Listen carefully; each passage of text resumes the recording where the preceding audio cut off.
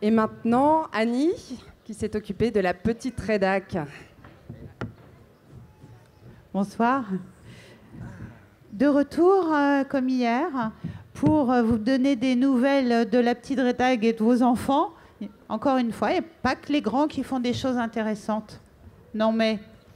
Donc, tout d'abord, pour mettre en valeur et moi aussi donner quelques remerciements, notamment à une équipe de l'émission de mercredi qui a du coup conduit à un reportage aujourd'hui qui était vraiment intéressant, que vous pourrez entendre donc dans l'émission mercredi. On vous donnera toutes les informations utiles. Mais là, tout de suite... On voudrait vous parler du travail de la petite gazette. Alors non pas que petite rédac, petite radio, petite gazette, tout soit petit, c'est pas vrai. L'ambition est là et j'aimerais bien que du coup les enfants qui ont participé viennent nous rejoindre. Allez, courage! Allez, asseyez-vous les enfants. Parce que, voyez-vous, ils ont travaillé, ces enfants-là, sur la liberté d'expression. C'était pas mal comme idée pour ce festival. Et ils ont du coup 2-3 mots à nous dire. Zora, tu veux commencer ?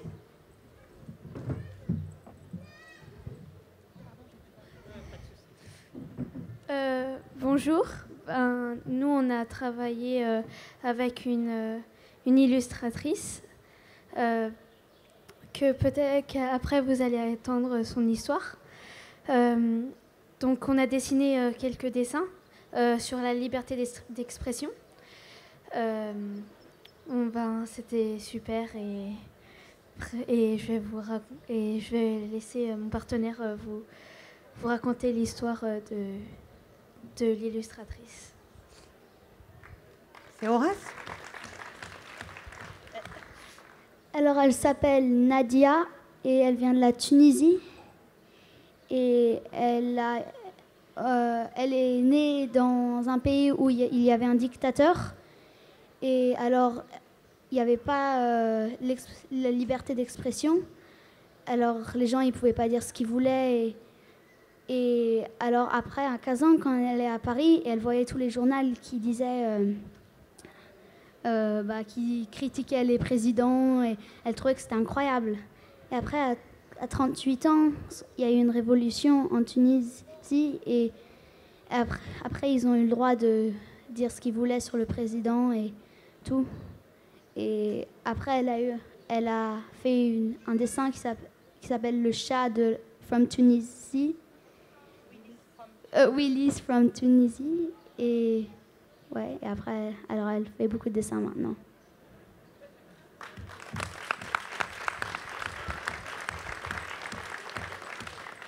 Et voilà, c'est fini. Maintenant, on va voir les dessins qu'on a faits.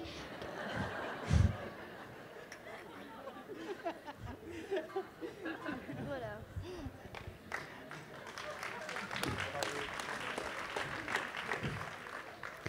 Donc, ces enfants ont travaillé avec les journalistes des éditions Milan, les revues dont je parlais hier déjà. Et voilà ce que ça a donné pour aujourd'hui.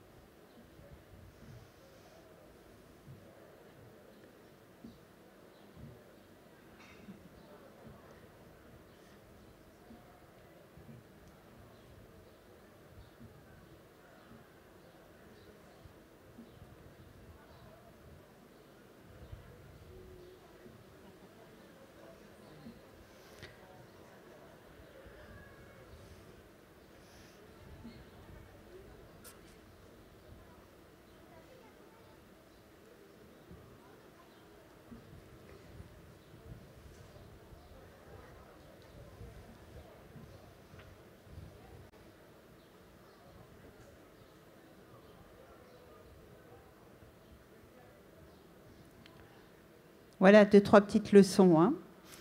Merci encore les enfants et bravo.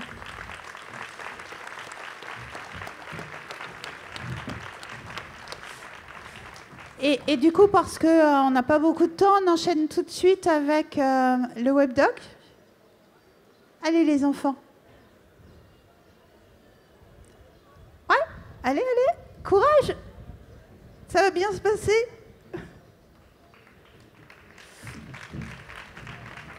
Vous connaissez ce monsieur, il me semble. Donc on va vous montrer, comme hier, de quelques petits extraits de webdoc, comme ça vous allez comprendre ce que ces deux enfants font là, à droite et à gauche d'MC Solar. Vous allez avoir une petite surprise.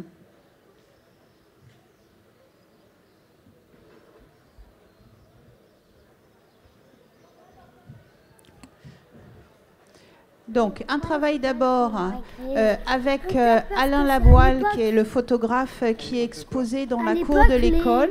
Les appareils photo, ils faisaient que des photos en noir et blanc. Ouais. C'est peut-être ça? Non, c'est pas ça en fait. C'est mon père, il aime bien faire des photos qui sont noir et blanc. Mais pourquoi il joue Et avec notre chat, c'est celui qui a disparu. Et en fait, ça, c'est ma grande sœur qui a fabriqué une couverture. Et Nil, elle l'adore. Attention, c'est lourd. Hein. C'est précieux. Attention derrière.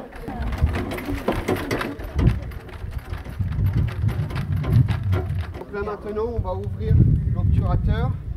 Donc, si... Vous pouvez nous expliquer ce que vous avez fait, pourquoi vous êtes là?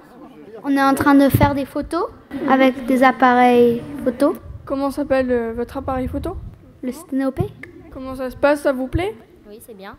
Moi, j'aime bien les photos. Alors, faire avec un appareil photo comme ça, c'est une belle expérience. Et une interview? Il me semble qu'on connaît la personne. MC Solar est votre vrai prénom? Est-ce que MC Solar est mon vrai prénom? Non, ça n'est pas mon vrai prénom. C'est un pseudonyme ou un nom d'artiste. Mon vrai prénom, c'est Claude. Pourquoi avez-vous accepté de devenir le parrain de ce festival?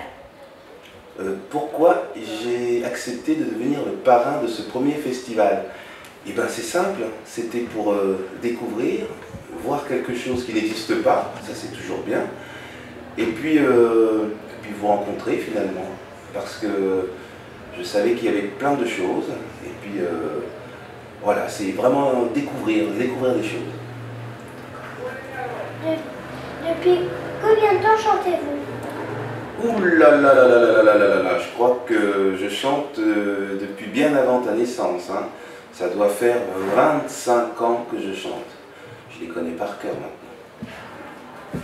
Que pensez-vous du métier de journaliste? Le métier de journaliste, c'est un bon métier parce que, au lieu d'être, comment on appelle ça, enfermé sur sa discipline, on est ouvert sur le monde. C'est un beau métier. Merci. Y a-t-il pour vous des points communs entre votre métier de chanteur et le métier de journaliste? Oui, il y a des points communs. C'est-à-dire que alors, le métier de rappeur, entre guillemets, on réfléchit à des choses, et puis on fait des espèces de... Oui, des fois ce sont des éditoriaux, des fois ce sont des points de vue, des fois ce sont des opinions.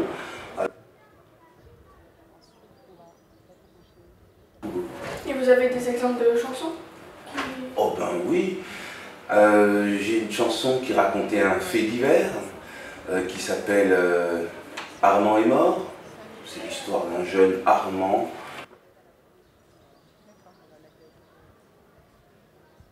Bien dans sa peau. Et auriez-vous un message à transmettre aux enfants qui regardent cette interview à propos du journalisme des médias? Qu'est-ce que je pourrais dire? Que vous êtes le futur, vous êtes l'avenir.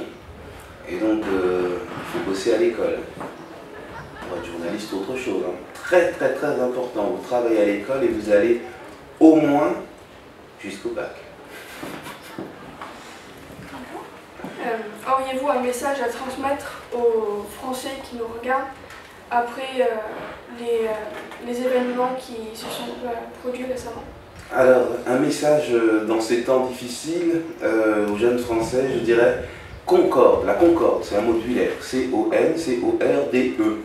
C'est-à-dire pas être les uns contre les autres et essayer d'aller dans le même sens avec intelligence. Voilà, ce serait le mot à regarder dans le dictionnaire et qui peut être intéressant.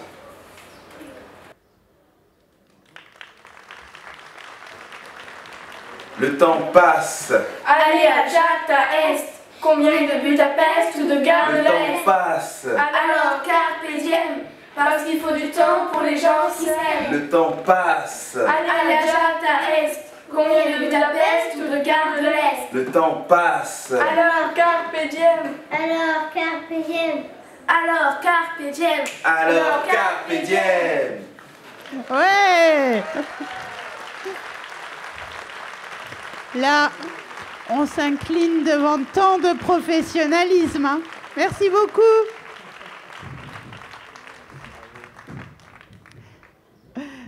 Merci les enfants, c'est super. Voilà, donc merci encore.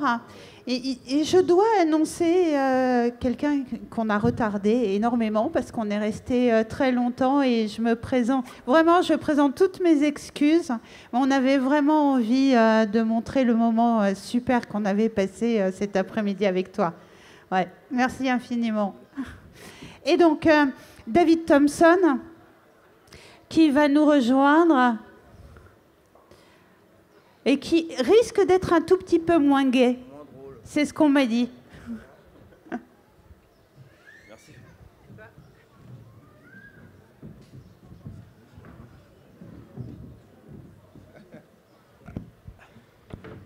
Ah, c'est moi qui commence. Oh. Non, en fait, on s'était dit avec MC Solar, tiens, il y a un rappeur parmi nous, et c'est vrai que moi je travaille sur les djihadistes français, et au sein des djihadistes, il y a beaucoup de gens qui sont d'anciens rappeurs.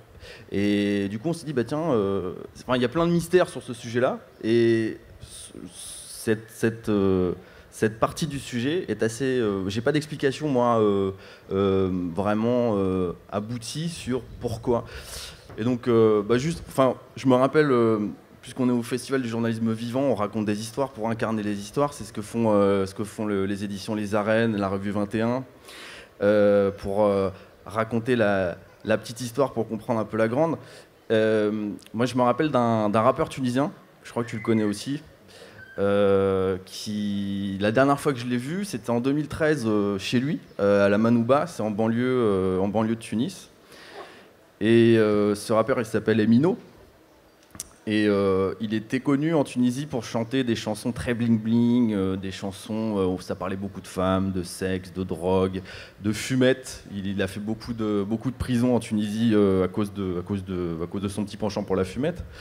Gros penchant. Et d'ailleurs, la dernière fois que je l'ai vu, c'était dans son studio, chez sa maman, qui est par ailleurs employée du ministère de la Justice en Tunisie, donc plutôt classe moyenne, dans une banlieue vraiment de classe moyenne. Et alors, le studio, il faut imaginer ce que c'est. C'est sa chambre qui est refaite en studio, avec... il est 11h du matin, je le réveille, des cendriers pleins de déchets, de restes de la soirée de la veille, des bouteilles de Jack Daniels terminées, le type se réveille, il rallume le pétard de la veille, bon voilà, ambiance. Et j'apprends, un an après, que ce Emino, qui était à des années-lumière de toute forme de piété, a rejoint l'État islamique et il poste sur sa page Facebook, qui postait des choses tout à fait différentes encore quelques semaines avant, sa photo sur une grande place de Mossoul avec le drapeau de l'État islamique. Et donc ça, en Tunisie, ça a sidéré beaucoup de gens, jusqu'à ses copains rappeurs, notamment le rappeur tunisien Weldel 15, qui est... Khamous Tacha. Ouais. Je sais que dans la supérette tunisienne, ce rappeur, on l'appelle Khamous Tacha, qui veut dire 15. Ah oui, voilà, ouais. Et lui-même ne comprenait pas qu'est-ce qui a pu faire basculer ce rappeur tunisien qui avait un certain succès en Tunisie, qui était issu de la classe moyenne finalement, qui n'était pas issu des couches les plus populaires de la société tunisienne. Et chez les Français, c'est pareil. Il y a beaucoup de gens qui étaient dans le rap avant, qui chantaient, qui dansaient. Là, il y en a un qui était connu pour... Il y a une vidéo d'un djihadiste qui a menacé la France récemment, un Français, qui est originaire de la région parisienne, et qui s'était fait connaître pour avoir fait un petit happening de danse sur un concert d'Amel Bent. Ouais. Et voilà. Alors, mais finalement, en fait, ce que je me dis au fond, c'est que ces gens qui étaient dans le rap avant, finalement, est-ce qu'ils ont tant que ça changé leur mode de vie au sein de l'État islamique? Est-ce qu'ils n'ont pas... alors ça, c'est la fameuse théorie qui a été développée, dont un chercheur assez connu qui s'appelle Olivier Roy a parlé, mais en fait qui a été initialement forgé par un anthropologue qui s'appelle Alain Berthaud, sur la fameuse islamisation de la radicalité. Est-ce que ces gens-là, en fait, ont tant que ça changé leur mode de vie? Est-ce qu'ils n'ont pas islamisé? En fait, les mêmes jurons, les jurons un peu de cité, sont remplacés par des jurons islamisés. Finalement, les chants, le rap, etc., deviennent des chants, les fameux anachides, ces chants qu'on entend beaucoup au sein de l'État islamique, qui sont des chants où il n'y a pas d'instrument parce qu'ils considèrent que la musique est illicite, mais en fait la musique, elle est toujours là. Ils écoutent ces anachides du soir au matin, et la seule chose qui est interdite pour eux, c'est les instruments de musique, ils disent. Et donc là, mais voilà. Mais finalement, est-ce qu'ils ont tant que ça à changer? Mais alors, quelle est ton analyse, toi, MC Solar? Ça va pas être une analyse, mais je vois qu'il y a des passerelles, passer de, comment on appelle ça, d'une posture à l'autre très facile, parce que une partie du rap, hein, pas de façon générale, aime bien, comment on appelle ça, ce qu'on va appeler le bling-bling ou l'arrogance verbale, ou bien être, comment on appelle ça, au-dessus, aéroporter, montrer, parler de soi, dire qu'on est un peu le meilleur. Ça, c'est l'acte 1. Et peut-être que la version de l'islam qui est proposée par les équivalents de l'État islamique, c'est à peu près la même chose. C'est-à-dire que nous sommes les meilleurs, les autres musulmans ne sont pas au même niveau que nous, ce sont des apostats ou autre chose comme ça. Et donc, clac, il y a un point commun. Nous sommes un petit peu des surhommes. Ça pourrait être une des choses. La deuxième chose, c'est que, par exemple, pour ce rappeur, que les gens de ma supérette m'ont dit que comment se fait-il qu'on l'aimait bien, il était comme nous, il est passé de l'autre côté. Lui, c'était pas justement les extravagances. C'était quand on l'aimait bien, c'est parce qu'il avait un message de liberté, d'ouverture, etc. Et peut-être que la rédemption ou le nouvel arrivant va toujours dans une version plus loin. C'est-à-dire qu'il avait fait tellement de vidéos, tellement d'images, tellement de choses qu'il a voulu être le plus voyant possible aussi dans son changement. Mais c'est vrai que dans toutes ces histoires de violence, et je suis meilleur, la passerelle est plus facile. Alors j'imagine, parce que j'en ai écouté avant-hier, un rappeur qui fait du rap écologiste, biologique, qui va parler du bien-être de, je sais pas, du poireau, ou bien de comment ça s'appelle cette algue tchadienne. Il y avait un atelier sur les dérangeurs là. La spiruline. Et ben lui, voilà, en fait, c'est le personnage que les gens se font. À aucun moment, il pourrait passer d'un extrême à l'autre. Il lui faudrait vraiment beaucoup de... C'est pas des sas de décompression, mais beaucoup d'ascenseurs. Alors, parce qu'il y a, disons que c'est beaucoup plus humain. Est-ce que cette réflexion est juste? Je ne sais pas.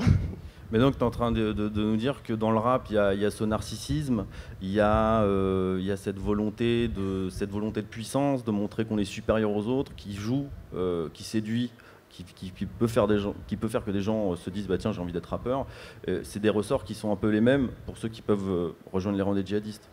Je dis qu'il y a une cloison, et quand on parle de cette cloison à l'autre cloison, eh ben, les deux s'entendent. C'est possible, c'est pas sûr qu'ils passent. Et puis, j'en ai vu en Allemagne aussi, par exemple, un rappeur allemand. Des O-Dog. Ah, je connais pas les noms, mais et puis un Belge plutôt. Alors, ça me donne quelquefois envie de savoir ce qu'il faisait avant, mais je suis sûr que c'était pas des choses qui étaient un peu posées. Et quand on regarde même historiquement, dans l'histoire du rap, après la Zulu Nation, il y avait toujours un mot à la fin des chansons, après les dédicaces à rallonge et tout ça, c'était peace. c'était la paix. C'était encore un rap, comme on appelle ça, de proximité, de constat du quotidien, de je raconte mon histoire, dans telle rue il y a eu ceci, il y a eu cela. Et puis, attention, hein, je ne vais certainement pas accuser la société, mais lui-même a changé. Maintenant, il faut toujours être le meilleur, avoir la plus grande voiture, parler de... Et on est beaucoup plus proche de ça, ces gens qui ne considèrent pas l'humain au même niveau. Peut-être. MC Solar aurait pu rejoindre l'État islamique ? Non. Non. Mais c'est quand même... c'est-à-dire que en allant chez un marchand, on appelle ça des 4 saisons, ou un dépanneur, ou quelqu'un de nuit, je lui parle pour savoir ce qui se passe en Tunisie, en parlant du rappeur, là, Monsieur 15, Monsieur Ramous Tacha, et il me dit, oui, lui, il existe encore, mais son pote, il est parti, et il se trouve... bon, bah, ça circule, quoi. Quand je dis ça circule, c'est que... oui, même ici, ils étaient étonnés. Ils l'écoutaient. Alors, là, ma théorie, c'est est-ce que ce ne sont pas des bonnes recrues puisqu'ils ont déjà la parole? Alors peut-être qu'ils sont victimes de quelque chose. Ou pas. D'ailleurs, maintenant, le rappeur Emino chante ses fameuses anachides pour l'État islamique. Ouais. Bon, en tout cas, ça correspond à un trait commun à tous les djihadistes, c'est d'avoir une vie qui était... la leur avant le djihad, qui n'avait absolument rien à voir avec la religiosité, avec la piété. Et c'est des gens qui très vite basculent. Et effectivement, souvent dans les entretiens, on voit qu'il y a quelque chose qui ressort, c'est cette volonté de rédemption, cette volonté de se laver de ce qui est perçu comme des péchés également. Donc je pense que ça doit jouer également pour ces rappeurs. Merci Claude. Merci. On voulait se rencontrer. Et ben c'est fait.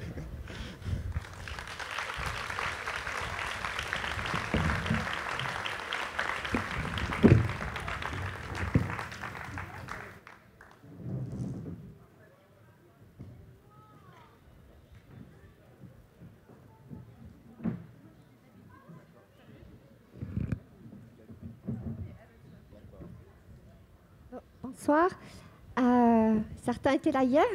On a ouvert la boîte à rêves à la même heure. Elle est devant la maison des gens de Garonne, à la gauche du bar plus précisément. Voilà, ce festival est la preuve qu'un rêve peut devenir réalité, parce que je pense qu'il a été porté et qu'il a été longtemps un rêve. Et aujourd'hui, on est là ensemble et pour de vrai. On propose dans cette boîte à rêves que vous, le public, les festivaliers, que vous soyez... journaliste ou pas du tout, ou bien au contraire pas du tout journaliste, vous nous glissiez un rêve de reportage que vous rêvez de commander peut-être à quelqu'un, en imaginant que tout soit possible, ou bien de partir vous-même le réaliser, ce reportage. Peu importe. On ouvre grand les fenêtres et c'est à vous de vous projeter dans ce possible. Voilà, donc... Alors, MC Solar va l'ouvrir, et ce sont les rêves du jour, vos rêves du jour. Il y avait aussi des dessins d'enfants hier.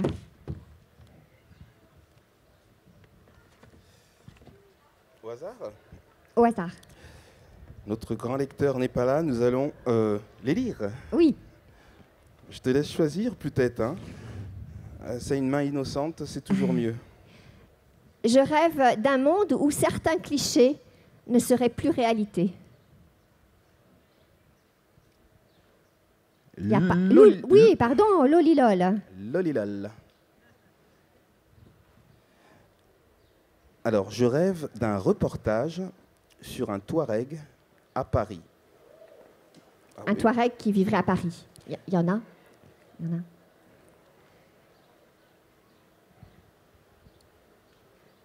Un reportage qui s'invite à différents comptoirs et bistrots et qui réceptionne la parole de ces personnes qui ont tant à dire sur leur vie. C'est signé. Non, c'est pas signé. Je rêve qu'un jour, je ne discute pas avec Maurice avec mon arme, mais que je discute avec lui avec mon cœur. Je rêve qu'un jour Maurice ne lave pas mes treillis pour une misère parce que sa famille crève la dalle. Je rêve qu'un jour je puisse refaire la transsahélienne, non pas avec mon blindé, mais avec ma famille.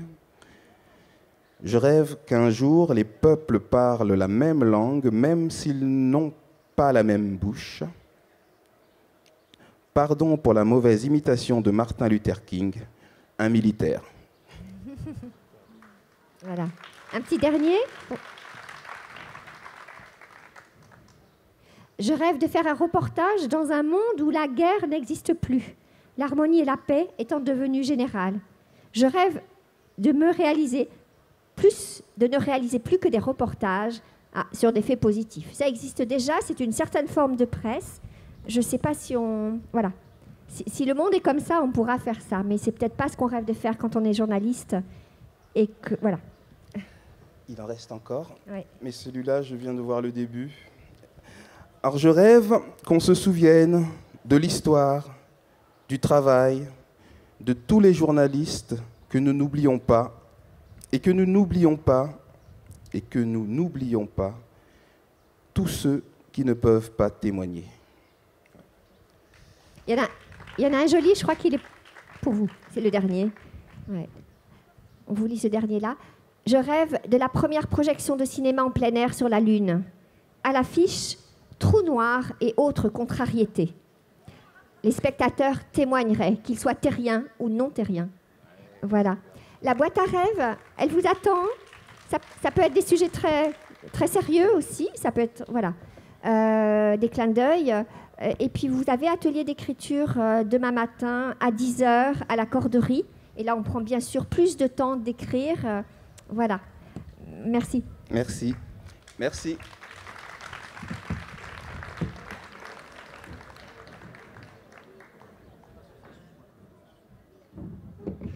Je voudrais juste annoncer, parce que ce n'est pas inscrit dans le programme, que demain à 11h, sur la place du village, il y aura des lectures de Marie Desplechin, Kamel Daoud et d'un texte de Scholastique Mukasengwa.